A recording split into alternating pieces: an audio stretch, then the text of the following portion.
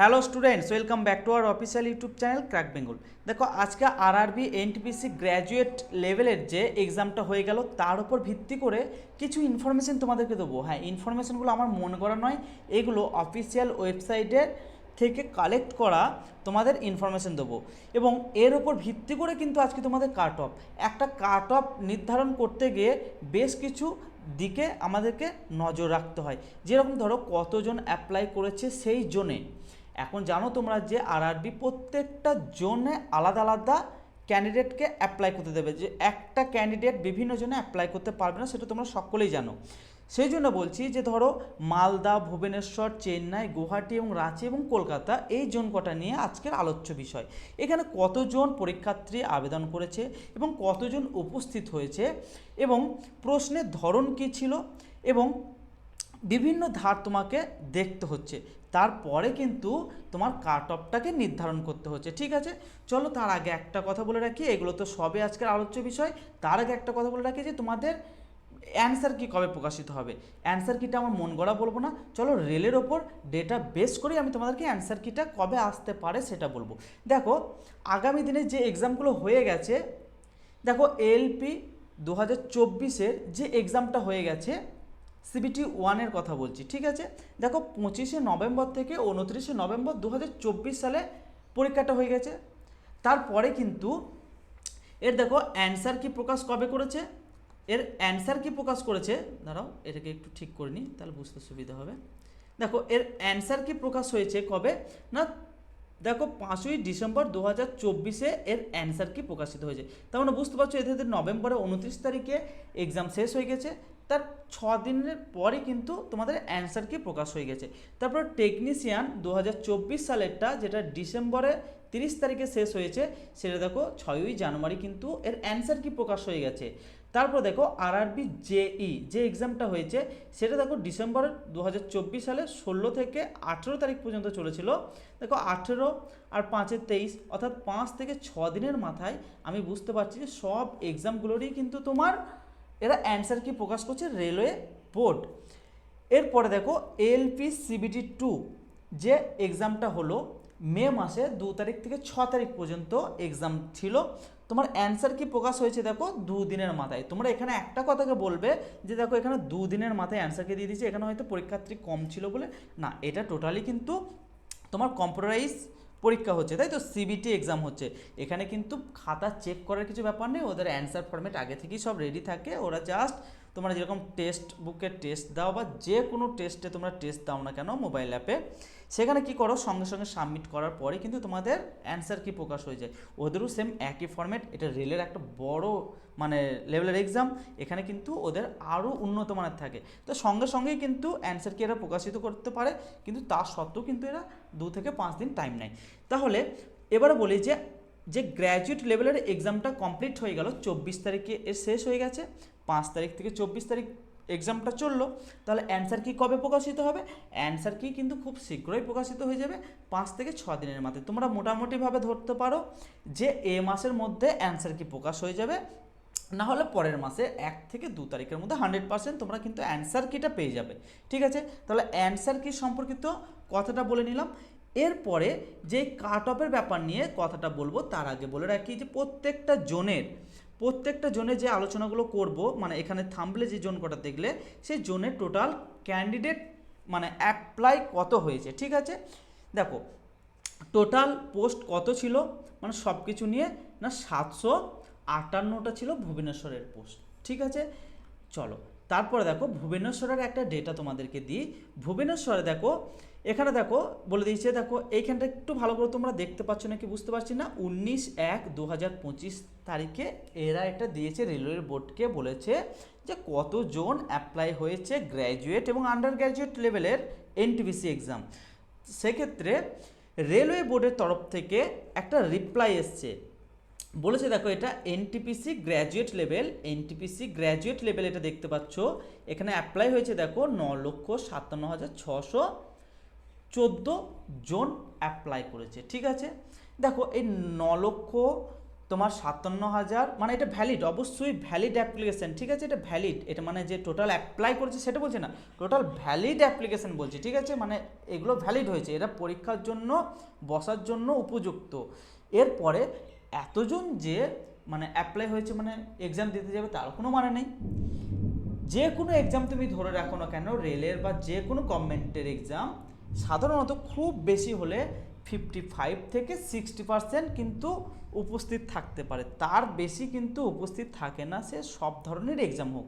কিন্তু রেলের যেহেতু এক্সামগুলো এখন কি করছে, অন্যান্য স্টেটে এক্সাম ফেলে দিচ্ছে, সেক্ষেত্রে কিন্তু তোমার পরীক্ষার্থীর ইয়েটা চলে আসছে, তোমার উপস্থিতির সংখ্যাটা চলে আসছে, তুমি ধরে রাখতে পারো 48% থেকে 55%-এর মধ্যে, ঠিক আছে, 48% থেকে 50%-এর মধ্যে যদি চলে আসে তাহলে কিন্তু এটা তোমরা ক্যালকুলেশন করে নেবে যে কতজন পরীক্ষার্থী অ্যাপ্লাই মানে উপস্থিত হয়েছে।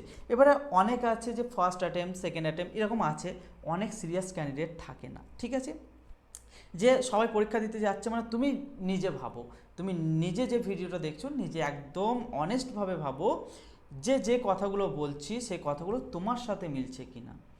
তুমি যে এক্সামটা দিয়েছো, তুমি যদি সিরিয়াস ক্যান্ডিডেট হও তাহলে তুমি বুঝতে পারবে যে ম্যাথ থাকছে 30 নাম্বার, রিজনিং থাকছে 30 নাম্বার এবং তোমার কারেন্ট অ্যাফেয়ার্স এবং জিকে থাকছে 40 নাম্বার, মোট নাম্বার অফ কোয়েশ্চেন থাকছে 100 এবং টাইম থাকছে 90 মিনিট, তাই তো, 1.5 ঘন্টা টাইম থাকছে।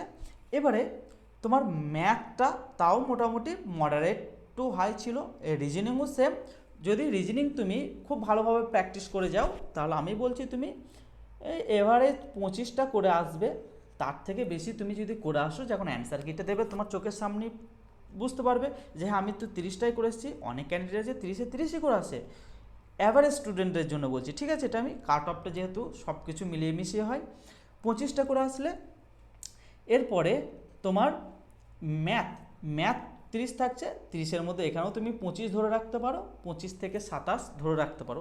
এরপরে জিকে আর কারেন্ট অ্যাফেয়ার্সের কথা বলি, 40টা, এখানে কিন্তু খুবই গুরুত্বপূর্ণ হতে চলেছে, এখানে কিন্তু কারেন্ট অ্যাফেয়ার্স এবং জিকে কিন্তু হাত দেওয়া যাচ্ছিল না, যে প্রশ্ন এসছে, আমরা এই চ্যানেলের মাধ্যমে সব অ্যানালাইসিসগুলো করেছি, ঠিক আছে, তোমরা প্রত্যেকটা অ্যানালাইসিস ভিডিও দেখেছো কীভাবে প্রশ্ন এসছে। তা কাট অফের কথা পড়াছি, এইখানে আমি তোমাদেরকে একটা মোটামুটি একটা তোমাদেরকে ডেটা দিয়ে রাখছি, কাট অফের আমি আলাদা আলাদা স্লাইড করে রেখে দিয়েছি, তোমাদেরকে দেখাবো, ঠিক আছে, প্রত্যেকটা স্লাইড দেখাবো। এখানে একটা কথা বলে রাখি, এখানে আরেকটা ডেটা এসছে, তোমার আন্ডার গ্র্যাজুয়েট এনটিপিসির আন্ডার গ্র্যাজুয়েটের কতগুলো ভ্যালিড মানে অ্যাপ্লিকেশন ছিল না, দেখো 54,779 জন ভ্যালিড অ্যাপ্লিকেন্ট ছিল, ঠিক আছে, এটা এখনও এক্সাম হয়নি, এক্সাম যখন হবে তখন কিন্তু আমাদের চ্যানেলে কিন্তু এর প্রত্যেকটা শিফটের প্রশ্নপত্র আলোচনা করা হবে। চলো নেক্সট দেখে নিই চেন্নাই বোর্ডে। চেন্নাই বোর্ডে কতজন মানে পোস্ট ছিল, কতটা পোস্ট ছিল না, পোস্ট ছিল তোমার 436টা, ঠিক আছে। চেন্নাই বোর্ডের একটা ডেটা তোমাদেরকে দিয়ে রেখে, এখানে দেখতে পাচ্ছ যে এটা চেন্নাইয়ের ডেটা, এখানে অ্যাপ্লাইটা এখানে বুঝতে পারছো নাকি, দেখতে পাচ্ছ নাকি বুঝতে পারছি না, এখানে আমি একটু লিখে দিই, 3,42,423 জন অ্যাপ্লাই করেছিল কিন্তু এই চেন্নাই বোর্ডে, ঠিক আছে। চলো তারপরে বলছে গুয়াহাটি জোনে মোট পোস্ট কত ছিল, মোট পোস্ট ছিল তোমার 516 জন। চলো অ্যাপ্লাই কত ছিল গুয়াহাটি জোন, দেখতে পাচ্ছ এটা গুয়াহাটি জোনের প্রত্যেকটা ডেটা কিন্তু তোমাদের সামনে আমি উপস্থাপনা করেছি। এখানে দেখতে পাচ্ছ 4,56,807 জন ভ্যালিড ক্যান্ডিডেট এরা বেছে নিয়েছে, ঠিক আছে। আর ক্যান্ডিডেট ফর্ম ফিল করেছে কত না, দেখো 6,33,730 জন, তার মধ্যে ভ্যালিড পেয়েছে কতজন, 4,56,807 জন। চলো নেক্সট আসছি, খুবই মানে হট সিট হতে চলেছে এবারে, বা হট জোন হতে চলেছে কলকাতা জোন।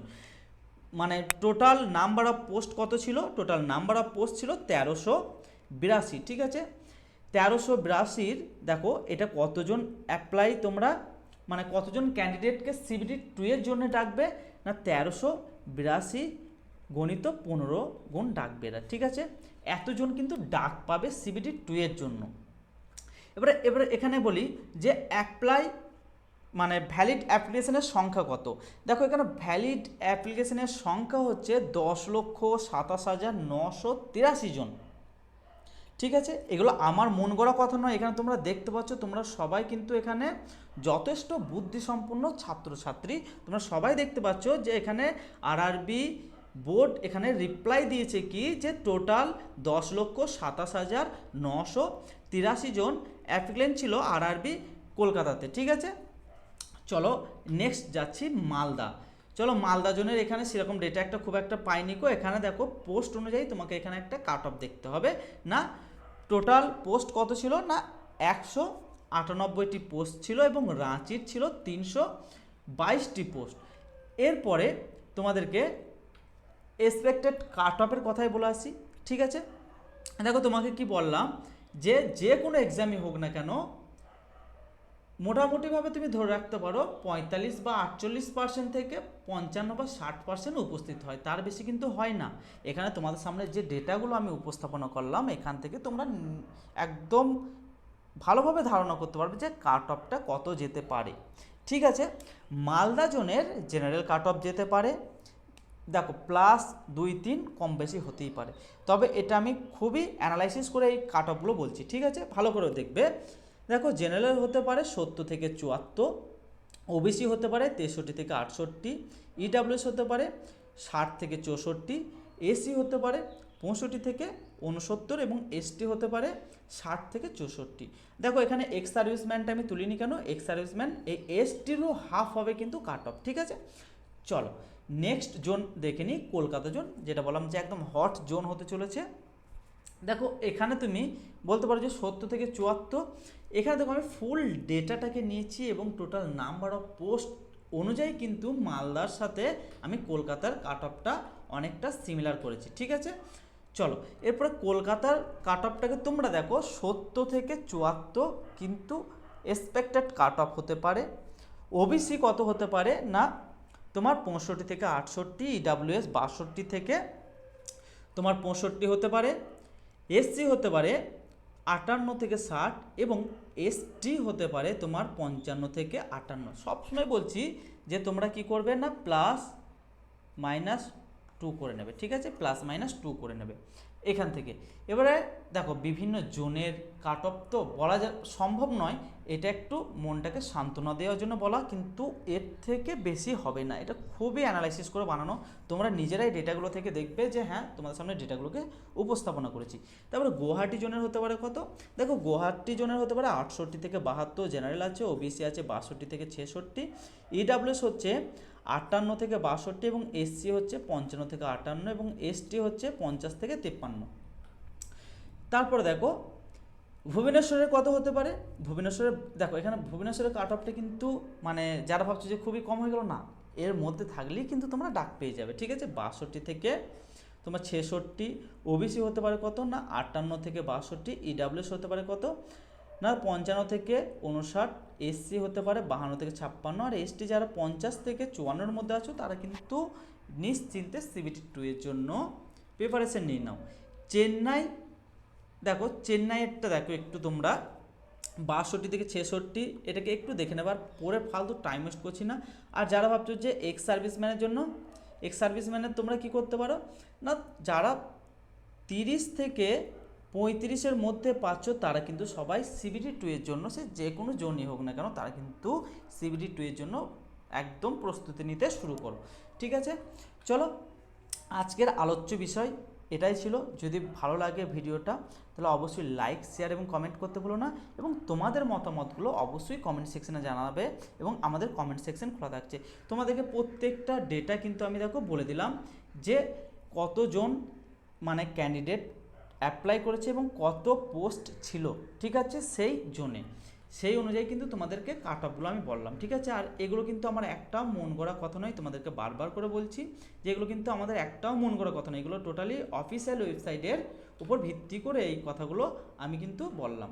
ঠিক আছে, আর তোমরা এখানে দেখতেই পাচ্ছ যে আরআরবি বোর্ড যে রিপ্লাই দিয়েছে সেই রিপ্লাই ওপর ভিত্তি করেই কিন্তু তোমাদেরকে আমি বলার চেষ্টা করলাম। ঠিক আছে, এছাড়া আরেকটা ইনফরমেশন দিয়ে রাখি, আমাদের একটা ব্যাচ লঞ্চ হচ্ছে ওয়েস্ট বেঙ্গল পুলিশকে লক্ষ্য করে।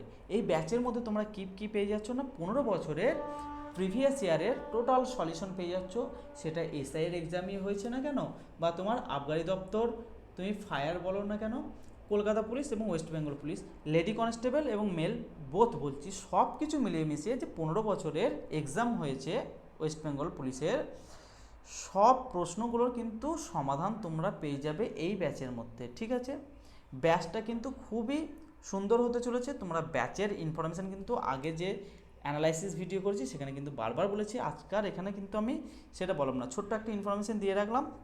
যারা এই ব্যাচটা নিতে ইচ্ছুক তারা কিন্তু এই 78 একটা নাম্বার দিচ্ছি, 7864812036, এই নাম্বারে তোমরা হোয়াটসঅ্যাপ করবে, শুধুমাত্র হোয়াটসঅ্যাপ করে এই ব্যাচের ডিটেলস সম্পর্কে জানবে। এবং এই ব্যাচটা কোথায় পেয়ে যাচ্ছ না, ব্যাচটা পেয়ে যাচ্ছ ইউটিউবে পেয়ে যাচ্ছ। যারা শুধুমাত্র মেম্বার্স থাকবে আমাদের এই ইউটিউব চ্যানেলের, তারা কিন্তু এই ব্যাচের পুরো সুবিধা পাবে। ঠিক আছে, চলো আজকের জন্য ভিডিও এই পর্যন্ত। ভিডিওটা যদি ভালো লাগে আরেকবার বলে রাখি, লাইক করতে ভুলো না এবং শেয়ার করতে ভুলো না, এবং চ্যানেলটিকে যদি ভালো লাগে অবশ্যই সাবস্ক্রাইব করে আমাদের পাশে থেকো। চলো বাই।